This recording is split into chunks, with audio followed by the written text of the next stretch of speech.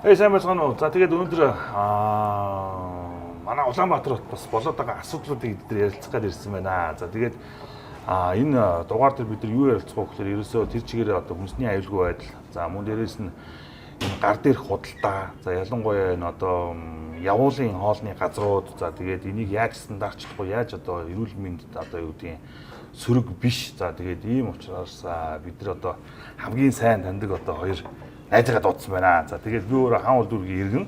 За тэгээд хаан уул дүүрэгт ялангуяа хамгийн их энэ болохгүй байгаа асуудлууд ерөөдөө бас байдаг юм шиг харагддаг. За тэгээд хаан уул дүүргийн дээрээс хоёр дахь хүн гэж хэлж болно. За тэгээд хаан уул дүүргийн эцэг даргын одоо орлогч амар төвшин дүүмэн ирсэн байна. За тэгээд манай эмч одоо имэрэгчлээ манай үлзий. За одоо гоо сайхны одоо мис засал буюу за бүхэл гоо сайхныг зөв хүнийг танихгүй болгодог юм ирсэн байна. За тэгээд яагаад гоо сайхны эмч одоо дуудсан бэ гэхээр манай гоо сайхны одоо эмчийн тэр зөвлөгөө за тэгээд энэ эрүүл хүнс за ямар хүнс идвэл ерөнхийдөө хүний шууд одоо нүүр царай эрүүл мэнд одоо нөлөөлнө гэж бодож байгаа шүү. За тэгээд ийм мундаг хоёр одоо зочинтойгоо энэ асуудлын тухай ярилцсанаа. За тэгээд сайхан цай ууя. За ажил төрөл дажгүй. Маш ирэх гэж бол бас нэлээд төгжиж байна шүү. Төгжлийн асуудлыг яах вэ? Төгжлийн асуудал арай хүн зэт байна. Арай өөрсдөө. Одоо ер нь тэр төгжил ер нь миний хувьд бол одоо өөрчлөгдөн гэдэг бол хэцүү л болчихсон. Одоо энэ байшингуудын одоо дураагаа зам амын том болгох гэдэг ч юм уу. Тэгтээ бас яг бага гэж шин юм баригдаал байгаа юм шүү. Тийм. Ерөнхийдөө төгжрлийг бууруулах асуудал дээр одоо байгаа нөхцөлөө ашиглах хэрэгтэй. Одоо 9 сарын 1 гэхэрч ямар их төгжрөл өсдөг үлээ тийм ээ. Тийм ээ. За тэрнээс бол тэгэл тэг зогсол болно үстэй. Харин тийм. Тэгээ энэ чинь сургууль цэцэрлэгтэй холбоотойгоор төгжрөл бол энэ дээр бол 20-30% нэмэгдэж байгаа. Зөвхөн сургууль цэцэрлэгтэй холбоотойгоор. Энэ яаж вэ гэх юм бол манай хаан уул дүүрэгт байгаа 60 дугаар сургууль байгаа байхгүй. 60 дугаар сургууль дээр бид нэр судалгаа хийсэн. За. Тэгэхэд манай 60 дугаар сургуулийн хамрын тойрох дээр байгаа хүүхдүүдийн 212 хүүхд байгаа. Тэр 60 дугаар сургууль хамрын тойргоороо явж сурах. За. Тэгсэн чинь тэр 212 хүүхэд нь бол явах ёстой хүүхэд нь бүртгэдэггүй. Тэр хүүхдүүд хаана ингэ бүртгэдээд явцсан бэ гэсэн чинь нөгөө улсын тэргүүний лаборатори төрөлцсөн гэдэг сургуулиудад бүртгэгдсэн. Тэгээд тийшээ эцэгчүүд нь нөгөө хүүхдүүдээ одоо 9 сарын 1 гэхэд бүгдөө машиндаа хийгээд сургуульд хүргэж өгнө гэсэн үг. Эндээс. Тий. Тэгэхээр чинь бодоод үзэлтэй зөвхөн ганцхан 60 дугаар сургуультай Яармын 60 дугаар сургууль дээр 212 хүүхэд явах ёстой байтал нөгөөдг нь ингээд Яармын зам дээр ороод энэ төвийн сургуулиуд руу явж байгаа байхгүй. Төв рүү яа. Ганцхан сургууль. Тэгэхээр чи Яармын чинь нийтдээ 32, 41, 60, 111 дөрвөн сургууль байгаа. Тэгээд дунджаар дөрвөн сургуулийг 200 хүүхэд гэвэл 800 хүүхэд. Тэгээд 9 сарын 1 ингээд 800 машин зөвхөн хүүхдүүдэд сургуульд хүрэхэд ингээд төгжрөлд орж байгаа байхгүй. Тэгээд дээрээс нь цэцэрлэг нэмэгдэнэ. Яа бурхан гонч сумлаа. Тэр Яармагт 15 гүүр барихгүй. Сайн нэг гүүр барьжсэн чи яатсан ч гэлээ. Одоо гүүр нь жоох хойшлсон байгаа асуудал гараад. За ингээд гол сэдв рүүгээ зүгээр орноо. За Монголын одоо стрит фуд соёл. За би яг тоогооч мэрэгчлээ яг энэ дээр одоо юу гэдгийг олон жилийн өмнөөс ерөнхийдөө Монголын одоо юу гэдэг гудамжны хоол гэж манайх нь яриад байдаг тий. Ерөнхийдөө энэ соёл бол яг манайх ч нүүдэлж байгаа ах уу. За дээрэс нь манай нөгөө байгаль цаг уурын орчин бас энэ дээр бас маш их нөлөөлөл үзүүлээд байгаа байхгүй. Нэг өдөр сайхан нар гараад амар гоё коломолоо угаа сууж исэн чинь маргаас нь шорон болдог тий. Манай өөрөө нөө хуурай ашлалтаа улс учраас нөгөө маш их шороотой. Ажил Япон солонгос ч юм бол чиглэг уусч хөл нүцгээ явахад ам салтар болдгоо шүү дээ. Тэгээ манайх чи одоо үүдээ ингэ шүртсэн байхад цаанаас нь уулнаас ингэ шороо ороод тийм ярамгаас ороод ирж байгаа. Маш том шороогоор ингээл цонхороо би хардаг байхгүй. Манайх чи парк гэж байхгүй. Тэгэл харангууд яг тэр нөгөө үйлдвэр комбинатаас чи ингээл сааралтаар ингэж ирж байгаа юм чи. Тэрөөсөө тэр талын шороол ороод ирж байгаа байхгүй. Хотод ч. Тэгэхээр бас нөгөө нэг стрит фудэн дээр ч юм уу одоо юу гэдэг гудамжны хоолн дээр тий тэр жижиг одоо худалдаа гэдэг тэр бас нэг тал нь тийм. За энийг хэрхэн гоё болгох уу одоо юу гэдэг яг одоо байгаа нөхцөлийг бол та хоёр бол сайн мэдж байгаа. За жишээлбэл одоо дүүргийн хүрээнд бол туулгоолын иргэн одоо шоргоны газрыг зүгээр ярил л да. Тий. Бага. Тий одоо нэг жишээ болгоод. За энэ дээр бол би тоогооч нарыгаа бол юу гэдэг одоо хоол бити хий одоо тийм тий жижиг дунд бизнес бити эрхлэх гэсэн биш. Харин энийг цөмөрөө бид нар яаж гой шийдэл гаргаж улсаас одоо юу гэдгийг дүүргээс тэрийг дэмжлэгтэйгээр одоо стейшн бариулах юм уу тий. Одоо нөгөө бит хоёр яг энэ асуудлаар яриад би зөндөө хөөцөлтөөд шинэ стандартчлал одоо тогтоох гэж ярьж ирсэн 2-3 жилийн өмнө тэрэн дээр юу бэрхшээлтэй байсан бэ гэхээр бас нөгөө хуулийн талаас нь ч юм уу тийм их юмуд бас шийдэгдсэн юм байхгүй байгаа юм шиг байна тий. Ерөөс нь өнгөцгөн. За тэгэл манайхан ярьдэн шүү дээ. Юм л бол торгон гэдэг. Яа торгууллаа маргааш нь дахиад гараад ирнэ. Нөгөө торгуулсан шархаар өгнө. Илүү их мах авч байгаа дахиад шаарна ч гэдэг юм. Гэхдээ бид нар юу гэдгийг тэр одоо юу гэдгийг туулын хажууд шорлог хийж байгаа газар мэдээж магадгүй тий. Сайн мах аваад хийж магадгүй. Гэхдээ тэр чинь өөрөө нөгөө нэг яг хажууд нь ерөөсөө метр хүрэхгүй зайд ерөөсөө зогсоо зайгүй машин явж байгаа. За энэ дээр чинь бензиний угаар гарна. Тоос шороо гарна. За тэгээд тэр одоо юу гэдгийг тэр сайн хүнсэн дээр чинь тэр өөрөө хорчин иргэд ирэхлээр тэр сайн хүнс ч муу хүнс болж байгаа. Тэгэхээр юутай шүү? Манайх стандарттай шүү. Стандарттай шүү. Манайх стандарт байгаа шүү. Бага шүү. Стандарт бүр яг одоо би жишээ татъя зөө. За одоо манай нэг стрит фуд гэдэг яриад байгаа шүү дээ. За яг үндэ бол тэр чинь бол роуд фуд. Тэр стрит фуд гэдэг чинь бол яг утгаараа одоо бидний хамгийн ойроор жишээ татах юм бол бүгднээ Солонгос улсын Сеул хот байна шүү дээ. Сеул хотын Мёнгдоны гудамж байдаг тий. Хоёр талдаа үйлчлэгээ тий. Тэгээд орой 7 8 гээд нөгөө стрит фуд нь гарч ирдэг. За тийч ингээл загас жараахай, мах, жимс, ногоо, тэгэл маруужин, тэгэл хүүхдийн тоглоом гэж зарж идэг тий. За тэр чинь бол яг ингээд утгаараа стрит фуд байгаа байхгүй.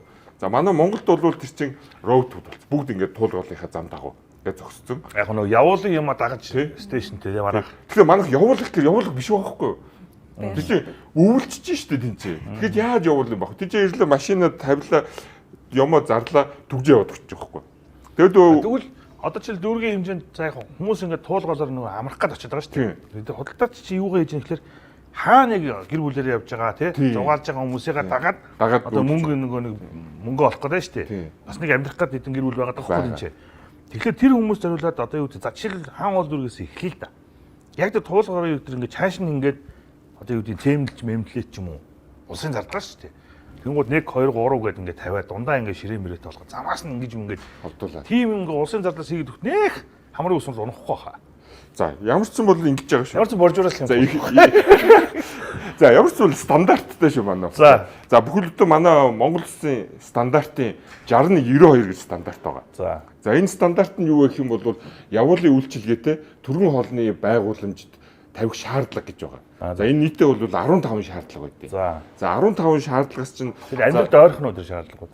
За одоо би жишээ татаж нэг 5-ыг нийлээ. За жишээлбэл нэг нь бол хортон шавж орхоос сэргийлсэн байх хэрэгтэй.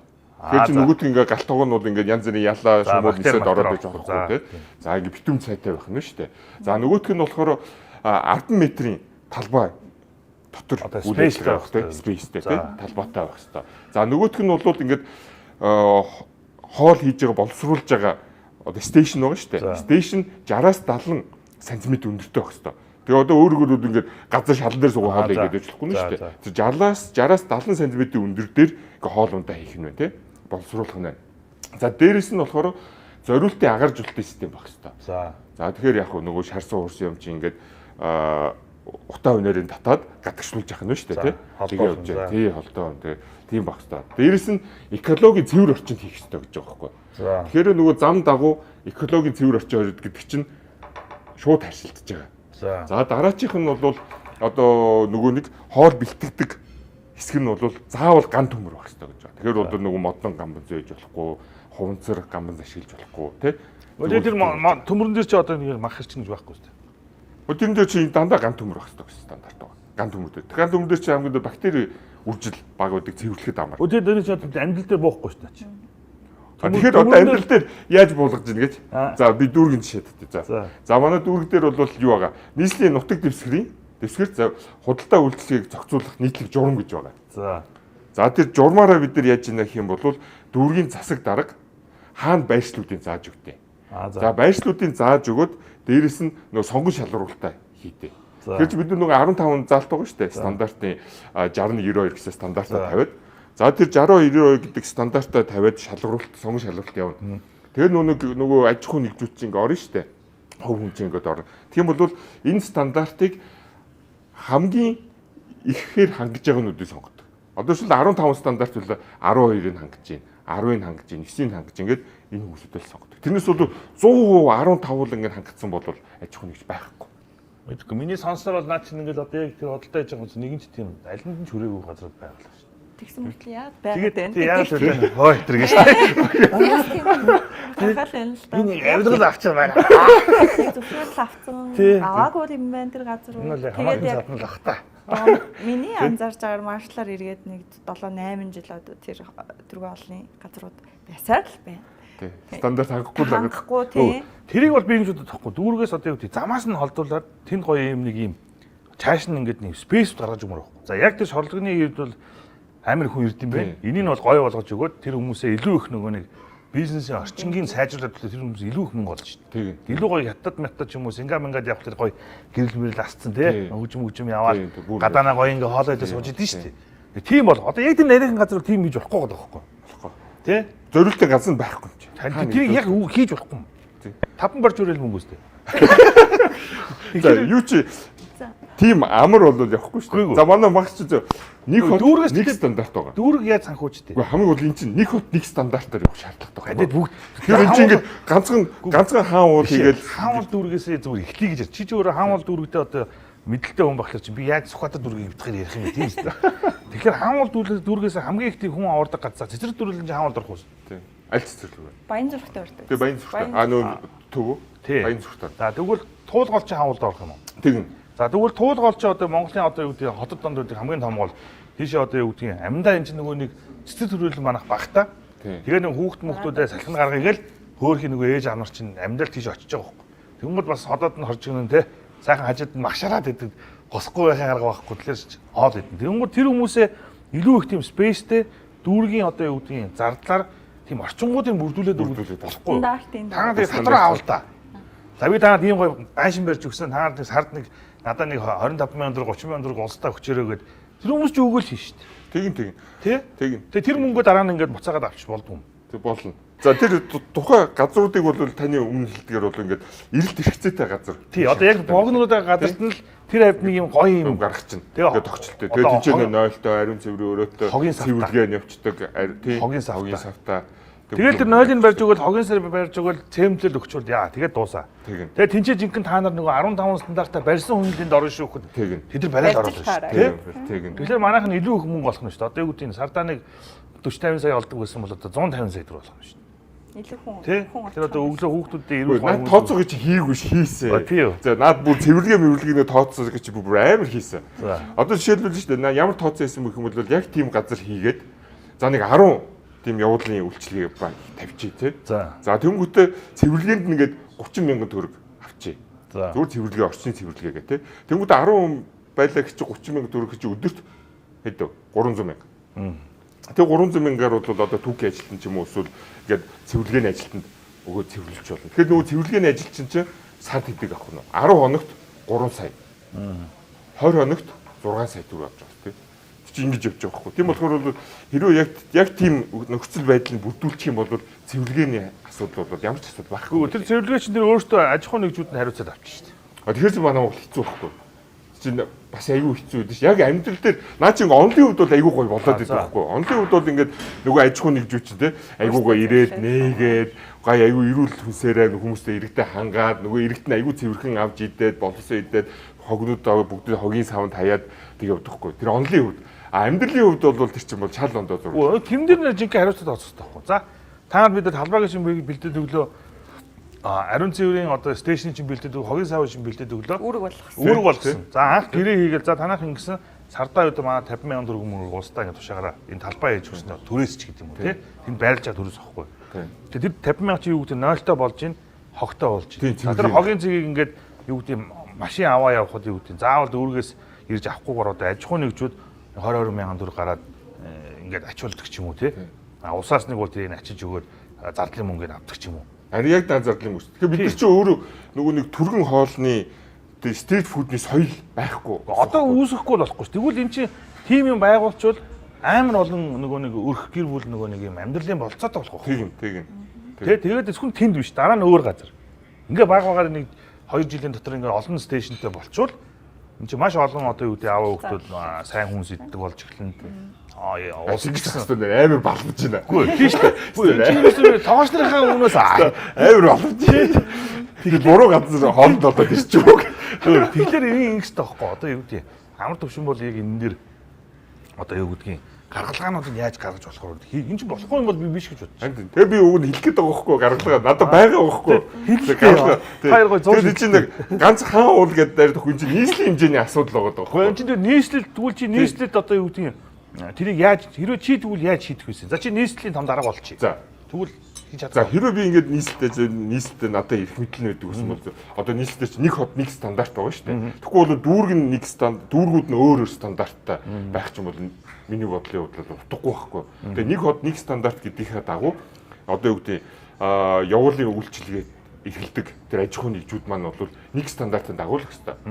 Яг нөгөө сонгон шалруулалтаа бол дүүрэг тээж болно. А дагаж мөрдөг стандарт нь бол нэг л багс байхгүй. Тэгэхээр яаж ийх юм бол одоо таны ярьснаар эрэлт хэрэгцээтэй газар гэдэг байгаа шүү дээ. Тэгвэл миний бодлоор нөгөө том аж ахуйн нэгжүүдийн машин зогсоолуудыг ашиглах болцоод байхгүй. Бид нөгөө зогсоолуудыг бариад голын ирэг дээр барьж ашиглалтанд оруулах чинь доор хэж одоо жилийн асуудал. Тэ 25 оны төсөв 50, 25 оны төсөв 50 нөгөө хэрэгжүүлэхсээр 25 он ч дуусчихна. А тэгээд одоо шууд өнөө маргаашгүй хэрэгжүүлж болно гэх юм бол том байгууллагуудыг зогсоод одоо жишээлбэл Баян улс орчин буудлын гадах зогсоол. За Сүхбаатар талбай автомашины зогсоол. За Цойжин ламын музей зогсоол тий. Барилгачны талбай. Тий, барилгачны талбайн зогсоол. Яг нөгөө хүмүүс ингэ төвлөрдөг газар. А тэгтээ тэрэн дээр ч юм бол явуулын үйлчилгээ гэдгээ бол бид нар сайн баримтлуулах хэрэгтэй. Одоо цагаар үйлчлээ гэсэн үг шүү дээ. Тухайн ингээд офис байлаа тий. Тэрнээс нь ажил нь бол 5 6 гэж харчна. За тэгэх юм бол тэр нөгөө машин зогсоол нь нэг хэдээс 9-өөс 8 ч юм уу 9-өөс гаднах стрит фудын үйлчлэг эхэлдэг. Тэгээд шөнийн 3 4 хүртэл үйлчлэг хийж ягаад 4-т хаагдаад тэгээд нөгөө нэг цэвэрлэгээ нь 2 цаг яваа тий. Тэгээд нөгөө нэг офисын ажилтнууд нь буцаж ирэхэд нөгөө машин зогсоолын талбайд цэвэрхэн. Тэгээд машинаа парклаад ажилдаа ороход. Яг тийм циклээр ингэж явах боломжтой байхгүй.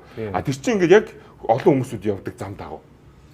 Одоо чи нөгөө хүүхдэд зам дээр шөнийн годомж гэдэг амар болсон шүү дээ. Тэр тэгээд нэг яга фейлдсэн байт. Тэгэл ойр хавийн байр зөв нүр шээс бас болоод энийг авсан шүү дээ. Харин бид чинь өмнө хэлээд байгаа нь стрит фудны соёл гэдэг чинь тэн дээр ингээд нөгөө юуг нь гаргаж чинь 0 байхгүй юм чи. Тийм. Тэгэл хэр болгон очиод нэг үйлчлэгний газар биш гэдэг үйлчлэгний газар чинь тэрийг оруулахгүй ингээд. Тэгэл нөгөө ойр хавийн байр нөгөө унтаж чадахгүй болол тий.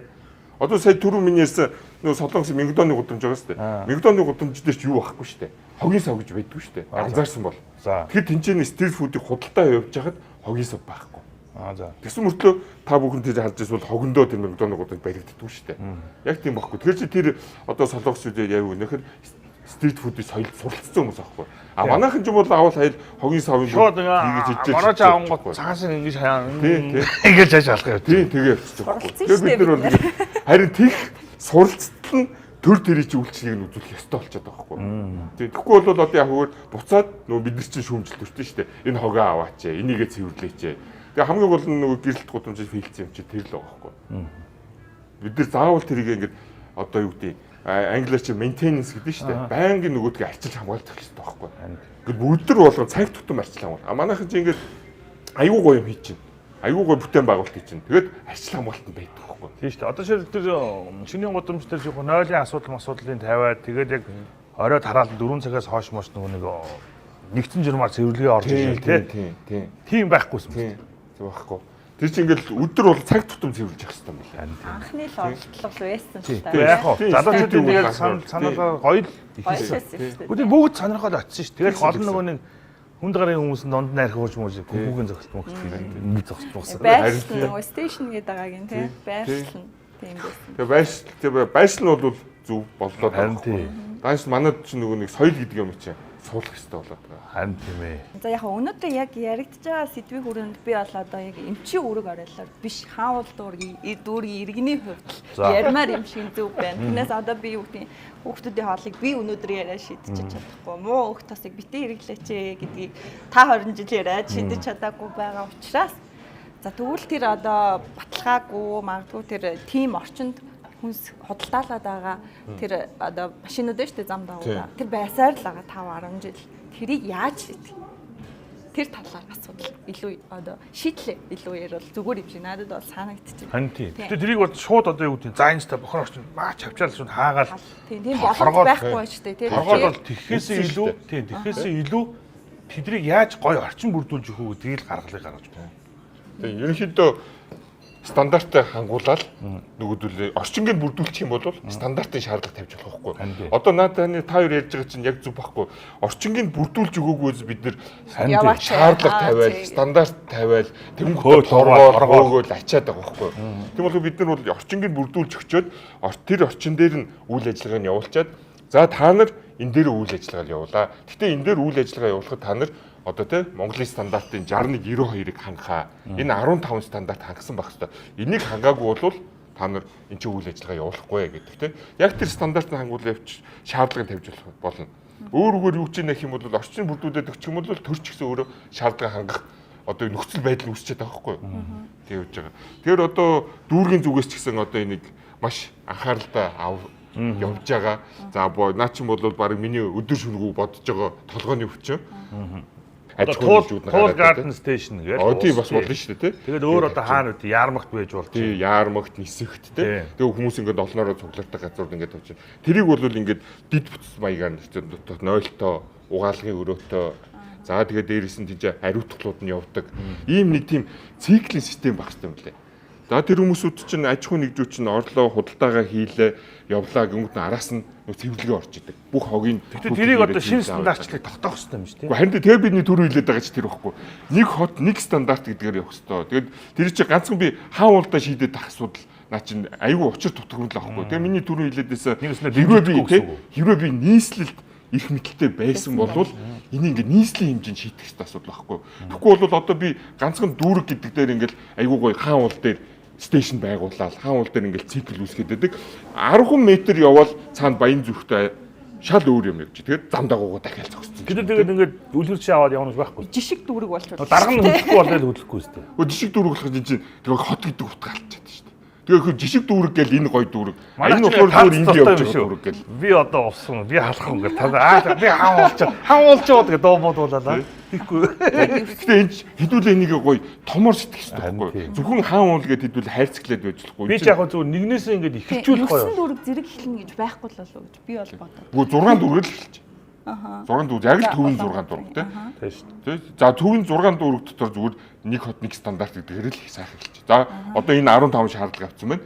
Тэгэд нэг хот нэг стандартаар үүрэг өгчих болно шүү дээ. За дүүрэг болон өөстийн хөрөнгөөр ийм street food station байгуулаа гэдэг үүрэг өгчих юм бол дүүрэг чинь өөрөө санхүүгийн тэрийгэ зарцуулах их мэдлэн их 100% үүсчихэж байгаа байхгүй. Харин тийм тийм. Тэгэхээр одоо нийслэлээс за одоо ингээд street food гэдэг соёлыг хэдүүлээ нийслэл хоттой нэвтрүүлье.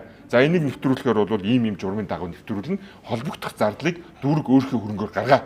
Гэт дээрээс нийслэлээс. Одоо чамаг одоо манай тогооч нар манай одоо ингээд зөндөө тогооч нар дүүнер мөнөр ах нар байгаа шүү дээ. Яа чамаа шитнэ. Энэ гаргачихвал тий. Ерөөс тэр толгойн өвч юм байна. Уу харин их 100 орчин дүүрэгт бүрдүүлээд өгч. Тэгм бол дүүрэг улсаас мөнгө нэхгүй. Нийслэлээс ч мөнгө нэхгүй. Өөртөө шийдчих боломж байгаа байхгүй. Дараа нь юу гэдэг нь шүү дээ. Аудит гэж нэг амар газар байгаа. Араас нь 3 хэсэгтэй амар газар байгаа. Тэдний дууд хэл та. Тэд нар чи ингээд чи яг чи хинч чамд ийм мөнгөийг зарцуулах ирэх байхгүй чи ягаад чи ийм зарцуулаад байгаа юм бэ гэдэг асуулт тавьдаг байхгүй. Тэгээ хэрвээ акт тавих юм бол нөгөө акт нь нөгөө нэг санаачлагч дээр нь мөнгөийг гаргадаг байхгүй. Одоо шил би ингээд амар гоо ингээд юм санаачилж штэ. Тэрийг ингээд яаж хийж байгаа лоббидж байгаа л дүүргийн төсөвт суулгаад хийлгэж болно. Тэгэхээр наа чин дүүргийн чиг үүргийн ажил биш байна. Дүүрэг чиг үүргийн ажлыг хий. Тэгэнгүүтээ над дээр акт тавьчлаа нөгөө хитэн 100 сая төгрөг тэрбум төгрөг нь над дээр ороод ирж шин. Маа амар түвш маа акт. За амраагаа. Тийм болохоор нэг их зүүн амраагаа тэгвэл их мэдэлтэй болтныг тулгачээ даа цаа. Их зүү юу те. Тэгэхээр одоо дүүрэг юу үсээд байна гэх юм бол их мэдлэл үсээд байгаа байхгүй. Дүүрэгт нь зөвшөөрлөн өгч. Дүүрэг өөрхийн мөнгөөр тэр юм хийгээл. За тэгвэл тэрний талаар хөөцөлдөж явъя даа тэгвэл. Одоо би нэг монголчуудаа ир ашиг одоо хэцүү нойр. За тэгвэл амраагаа ямарчсан тийм одоо тэгвэл гол нь энэ би ч өөрөө нэг механизм мэдэхгүй байхгүй. Систем нь яаж явдаг. Одоо ч ингээд саялж тийм амар юм байгаа, ийм амар юм байна. Энэ бүгдийг яаж зохицуул бид нар яг тогоочны нэг зовж байгаа юм хүмсний нэг аюулгүй байдлыг л боддог байна. Тэрнээс л тэр дуулын тэр мах шарнуу надад твич хамаахгүй. Гол нь тэнд чарж байгаа идж байгаа хүмүүс л Монгол хүүхдүүд байна шүү дээ. Тэр бид нар гоё хүмүүс эргэлдэг болчвол одоо мэрэгжлийн амлалтын чинь хил гайл нь сайн ажилдаг болчвол бид нар тийм муу хүмүүс идэхгүй болж байгаа байхгүй. Монголчууд тасархаа хоол идэх юм чинь. Ийм тос идэх юм. Яа, why not? Тэр манай монголч амар үнэтэй хот болчихсон шүү дээ. Японд помидор одоо юу гэдгийг хэд вүлээ? $2.5 багт Монголд $13 шиг $10. Дэвшил помидор 35,000. Хүн амар үнэтэй болчихсон. Тэгэд дээрэс нь нэмж хэлэхэд дүүрэг ингээд яагаад хүчгүүдэд байдгийг гол шалтгааныг хэлэх үү? За гол шалтгаан нь бол үндсэн хууль дээр байгаа. За нийслэл аймагтай тэнцэж байгаа байхгүй юу? Үндсэн хуулиар нийслэл бол ингээд аймагтай. Тэгэхээр чин дүүрэг чин сумтай тэнцээд байгаа. Тэгэхээр бол сумын зааж өгсөн эрх мэдэл нь дүүрэгт эрх мэдэл байгаа байхгүй юу? Гэхдээ манай дүүрэгч одоо 270-80 бараг 300 мянган хүнтэй. Хэцүү байж сумын л эрх мэдэлтэй. Тэгэхээр сум чи яг уу дэр аймаг л харна. Бид нар юуг харах вэ? Тэр нийслэл харж байгаа. Тэгээ нийслэл нь за чи энийг ингэж хий гэж эрх мэдэл өгтөл бид нар ингээл яг сумын эрх мэдэлтэй тий 3 4 за нэг үсрээл нэг 70 80 мянган хүн амт амьддаг сумын эрх мэдэлтэй дүүрэг нь 300 гаруй мянган иргэний асуудлыг шийдээд явж байгаа байхгүй. Төсөл маягийн боловсруулаад тэгэл тэрийг одоо нийслэлээрээ батлуулаад тий. Тэгэл явах ёстой процесс юм байна шүү дээ. Одоо миний хөөцөлж байгаа асуудал бол энэ байгаа. Улаанбаатар хотын ерөнхий менежер гэж байгаа шүү дээ. За ерөнхий менежер л тэрийг дүүрэгт нь үүрэг олгоод болчихж байгаа байхгүй. Одоо Улаанбаатар хотын ерөнхий менежер бол за ингээд стрит фуднийхээ асуудлуудыг тий одоо албан ёсны нэр нь бол явуулын үйлчилгээний түргэн хоолны байгууламжид гэж байгаа шүү дээ. Эднэргээ дүүрэг тогтчлтын, зохицуулалтын, байршлын тий бүх асуудлыг аагаас нь яа хүртэл дүүрэг өөрийн эрх мэдлийн хүрээнд шийдвэрлээ. Төсвөө иргэдийн хуралдаа танилцуулаад, батлуулаад шийдвэрээ гаргаад явуулаа гэдэг л эрхийн хүч. Тэгм бол дүүрэг өөрөө гой юм санагчилж байна. Яг нөгөө нэг таны хэлээд байгаа чи дүүрэг өөр гой юм хийчих واخхой тэр их мэдл ихээр. А тэгэхгүй бол дүүрэг би жишг дүүрэг болж байна гэдэл нэг гоё юм чи нөгөө яг 5 метрийн цаана байгаа нөгөө дүүрэг нь те Баян зүрх Баян гол нь яг л нөгөө хэв маягаар байхгүй. Тэгэхээр нөгөө бусад хэв маяг чинь жишг дүүрэг чинь өсрөөл нэг мэдв 1 сар 2 сар болж ирсэн нь буцаад нөгөө хуучин хэв маягт орчиж байгаа байхгүй. Окей.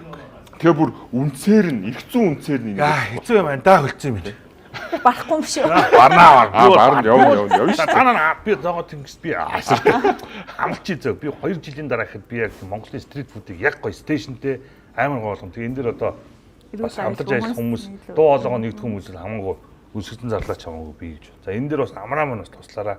За тэгээ амраадаа бас энэ бүлтийг шийдэх бас сэтгэл байгаа учраас илүү их одоо тэр эрх мэдэлтнүүдтэй одоо төвшөнд нь очиад одоо шорт нь шийдэж өгөөч ямар хэцүү юм те. Ийм ч бол мэдэж байгаас те. Хоёлаа хөнгөө өрөөл ингээд зогсож шээ. Хамраа онгол гэдэг. Бодлоо ярьж ийн өгөөрөө шууд тест шинжилгээ хийчихье гэдэг.